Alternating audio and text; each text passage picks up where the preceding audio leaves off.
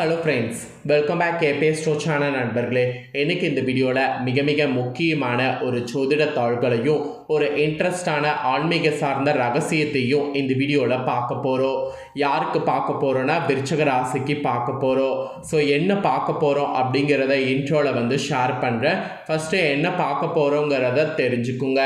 தற்போது 2025 வருடத்தில் கடைசியாக வரக்கூடிய மாதமான 11வது மாதமான ஆவணி மாதமானது பிறந்து நடந்துட்டுருக்கு.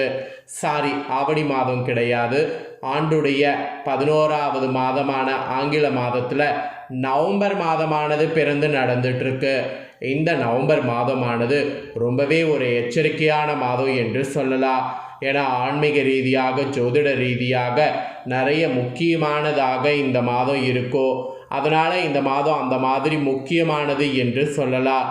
இந்த மாதத்தில் ஒரு முக்கியமான நாளுன்னு பார்த்திங்கன்னா நவம்பருடைய 5ஆம் தேதியை சொல்லலாம். ஏன்னா அன்னைக்கு தான் இந்த ஆண்டுடைய ஐப்பசி பௌர்ணமியானது வந்திருந்தது. இந்த ஐப்பசி பௌர்ணமி மற்ற மாதங்களில் வரக்கூடிய பௌர்ணமி காட்டிலும் அதிக சிறப்புடையது. இந்த பௌர்ணமி வந்து முடிந்தாலும் பௌர்ணமியுடைய சூத காலம் இன்னும் கொஞ்ச நாளைக்கு இருக்குது. இதனால் அடுத்த சில நாட்கள் கிரகநிலைகளுடைய அமைப்பு, கிரக மாற்றங்கள் இதை பொறுத்து ஒவ்வொரு ராசிக்காரங்களுக்கும் தலையெழுத்து மாறும்.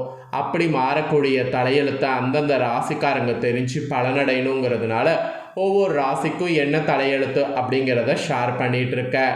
அதில் இன்றைக்கி இந்த வீடியோவில் விருச்சிக ராசிக்காரங்களுக்கு ஷேர் பண்ணுறேன். விருச்சிக ராசிக்காரங்க உங்கள் ராசிக்கு அடுத்த சில நாட்கள் என்ன மாதிரியான தலையெழுத்து மாறும் அப்படிங்கிறத தெரிஞ்சு அதற்கேற்ப நடந்து பலன் பெறுங்க.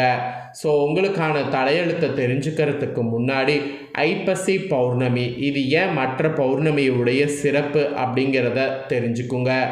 ஐப்பசி பௌர்ணமி முடிஞ்சாலும் ஐப்பசி பௌர்ணமியை பற்றி தெரிஞ்சுக்கிறது ரொம்ப முக்கியம். சரி வாங்க, ஐப்பசி பௌர்ணமியை பற்றிய சில முக்கியமான தாள்களை இந்த வீடியோவில் ஷேர் பண்ணுறேன். ஐப்பசி பௌர்ணமி நாளில் சிவனை தரிசித்திருந்தால் சொர்க்கத்திற்கு போகக்கூடிய வரைக்கும் சோறு கிடைக்கும். ஆக்சுவலி ஒரு ஜான் வயிற்றுக்கு உணவு அவசியமானதுங்கிறது நம்ம எல்லாருக்குமே தெரியும். எனவே தான் சோறு கண்ட இடம் சொர்க்கம் என்று இன்றளவுக்கு சொல்லுவோம். நாம் உண்ணக்கூடிய அன்னமே ஆண்டவன், அவனே அன்னத்தின் வடிவில் இருக்கிறான், இறைவனே நமக்கு படியளப்பவன். இப்படி அன்னத்துக்கு நிறைய முக்கியத்துவம் சொல்லலாம். ஸோ ஐப்பசி மாத பௌர்ணமி தினத்துக்கு மட்டும் இதனாலேயே தனி சிறப்பு இருக்குது. இந்த நாள் அன்னைக்கு சந்திரன் தனது சாபம் முழுமையாக தீர்ந்து 16 கலைகளோடு முழு பொழிவோடு தோன்றுவார். ஐப்பசி மாத பௌர்ணமி தினத்தின் போதுதான் சந்திரன் பூமிக்கு நெருக்கமாக வந்து அதிக பொழிவோடு தோன்றுவார். திங்கள் முடிசூடியவர்களுக்கு மதிமுழுமையான ஒளியும் இருக்கக்கூடிய நாளில் சிறப்பு வழிபாடு செய்வது சிறப்பாக இருக்கும். அதனால தான் நவக்கிரகங்களில் சந்திரனுக்குரிய தானியம் அரிசி என்பதால் இந்த சிறப்பு வழிபாடாக இந்த நாள் அன்னைக்கு ஈசனுக்கு அன்ன அபிஷேகம் செய்யப்படுது. இந்த அன்ன அபிஷேகத்தை தரிசனம் செய்து உணவு சாப்பிட்டால் அன்னதோஷம் அன்ன துவாதோஷம் இருந்தால் ஒவ்வொருவருக்குமே நீங்கும்.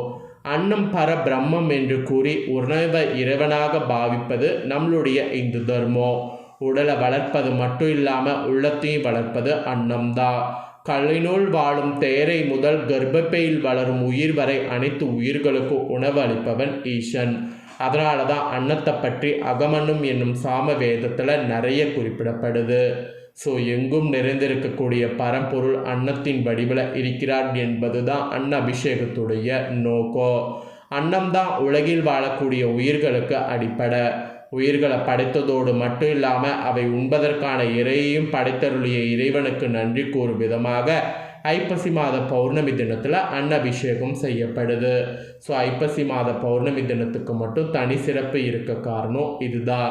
இது மட்டும்தான் காரணமா என்றால் அதுதான் இல்லை, வேறொரு காரணமும் இருக்குது. அது சிவபெருமான் நிகழ்த்திய திருவிளையாடல். அது என்னங்கிறத சொல்கிறேன், வாங்க பார்க்கலாம். பிரம்மனுடைய கர்ப்பத்தை அடக்க நினைத்த சிவபெருமான் பிரம்மாவின் ஒரு தலையை கொய்து விடுவார். துண்டிக்கப்பட்ட தலை சிவபெருமானுடைய கையை கவ்விக்கொள்ள அவரை பிரம்மஹத்தி தோஷம் தொற்றிக்கொள்ளும். சிவபெருமான் தனது சுயத்தை இழந்து விடுவார்.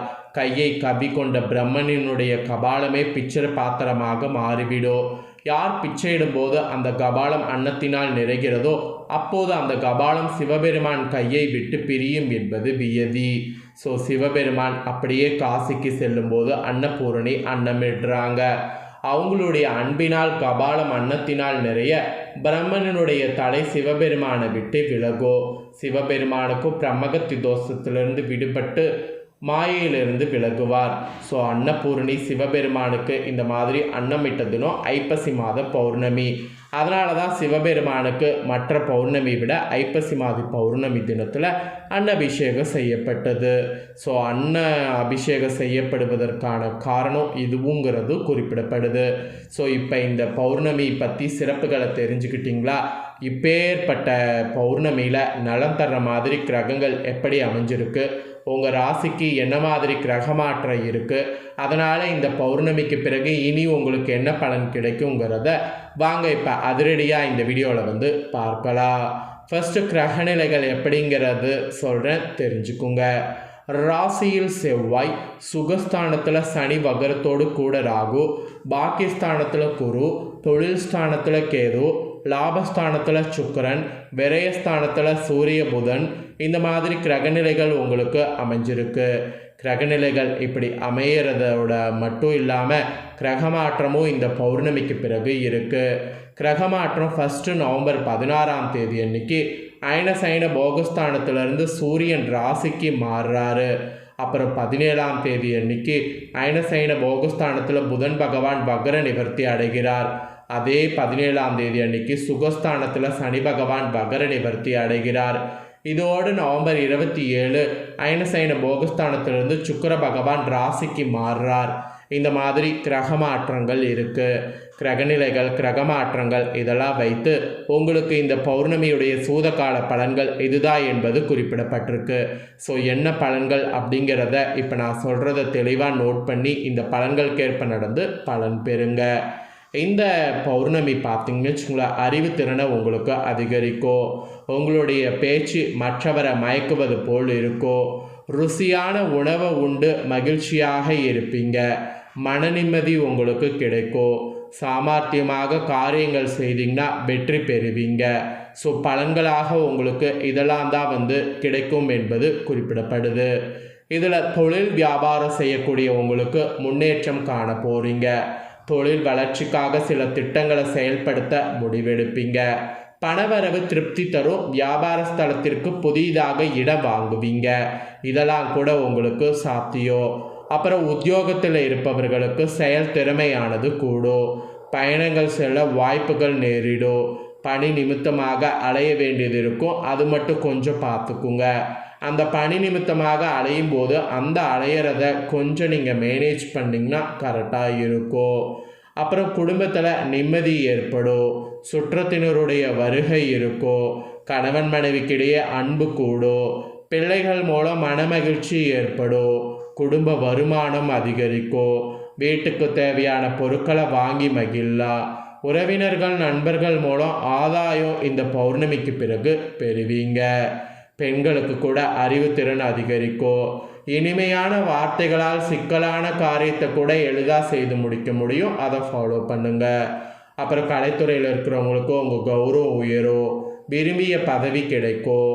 வழக்கு விவகாரங்கள்லாம் உங்களுக்கு சாதகமாக இருக்கும். கைவிட்டு போன பொருட்கள் மீண்டும் கிடைக்க வாய்ப்பு இருக்குது. அப்புறம் அரசியலில் உள்ளவர்களுக்கு தீவிர முயற்சியின் பேரில் புதிய ஒப்பந்தங்கள் கிடைக்கும். உங்கள் திறமைக்கு ஏற்ற புகழ், பாராட்டு கிடைக்காமல் போகலாம். மாணவர்களுக்கும் கல்வியில் முன்னேற்றம் உண்டாகும். எதிர்காலத்தை கருத்தில் கொண்டு சில திட்டங்களை ஆலோசிப்பது நல்லது. ஸோ இந்த மாதிரி தான் நீங்கள் இந்த பௌர்ணமியிலேருந்து இருக்கணுங்கிறது குறிப்பிடப்பட்டிருக்கு. இதற்கேற்ப நடந்து பாருங்கள், நல்லதே நடக்கும். உங்கள் நட்சத்திரத்துக்கேற்ப பார்க்கும்போது விசாக 4ஆம் பாதத்தில் பிறந்தவங்களுக்கு இந்த பௌர்ணமியினால குடும்பத்தில் இருந்த சிக்கல்கள் தீரும். உத்தியோகத்தில் இருப்பவர்களுக்கு வீண் அலைச்சல் குறையும். மற்றவர்கள் மூலம் உதவி கிடைக்கும். குடும்பத்திற்கு தேவையான பொருட்களை வாங்கி மகிழ்வீங்க. கணவன் மனைவிக்கிடையே இருந்த கருத்து வேற்றுமை நீங்கும். அப்புறம் அனுஷமில் பிறந்த நட்சத்திரக்காரர்களுக்கு இந்த பௌர்ணமினால் வாழ்க்கையில் சந்தோஷம் அதிகரிக்கும். பிள்ளைகளால் கௌரவ அந்தஸ்து உயரும். தூக்கமும் துன்பமும் நீங்கும். தடைப்பட்ட காரியங்களில் இருந்த தடை நீங்கி சாதகமாக நடந்து முடியும். தேவையற்ற மருத்துவ செலவு ஏற்படக்கூடும். வீடு பூமி மூலம் வர வேண்டிய வருமானம் தாமதப்படலாம். ஸோ பார்த்துக்குங்க. அப்புறம் கேட்டயத்தில் பிறந்தவங்களுக்கு சொல்லப்பட்டிருக்கு, உங்களுக்கு இந்த பௌர்ணமியிலிருந்து வாழ்க்கை துணையோடு விவாதம் உண்டாகும். தொழில் வியாபாரத்தில் ஈடுபட்டு இருப்பவங்க அவசர முடிவுகள் எடுப்பதை தவிர்ப்பது நல்லது. உத்தியோகத்தில் இருப்பவங்க வீண் அலைச்சலையும் காரிய தாமதத்தையும் சந்திக்க வேண்டியது இருக்குது. ஸோ அதை மட்டும் கொஞ்சம் பார்த்துக்குங்க. ஸோ உங்களோட நட்சத்திரத்துக்கு ஏற்ப இந்த பௌர்ணமிக்கு பிறகு எப்படி இருக்கணுங்கிறத சொல்லிவிட்டு சொன்னதை தெரிஞ்சிருப்பீங்க. தெரிஞ்சதுக்கேற்ப நடந்து பயன்பெறுங்க. நீங்கள் இதை பார்த்தது பயனடைஞ்சது போல் உங்கள் ஃப்ரெண்ட்ஸ் ஃபேமிலியில் இருக்கவங்களும் பார்த்து பயனடையணும்னு நினச்சிங்கன்னா வீடியோ லைக் பண்ணி உங்கள் ஃப்ரெண்ட்ஸ் ஃபேமிலிக்கு ஷேர் பண்ணுங்கள். உங்கள் ஃப்ரெண்ட்ஸ் ஃபேமிலியில் இருக்கிறவங்களும் விருச்சிக ராசிக்காரங்களாக இந்த பலனை தெரிஞ்சு இதற்கேற்ப நடந்து பலன் பெறட்டும். இதே போல் புதிய தகவல்களை தெரிந்து கொள்ள மறக்காமல் நம்ம சேனலை சப்ஸ்கிரைப் பண்ணுங்கள். கூட பெல் பண்ண ப்ரெஸ் பண்ணுங்கள். வேறொரு வீடியோவில் வந்து உங்களை அப்டேட்டோடு சந்திக்கிறேன். தேங்க்யூ.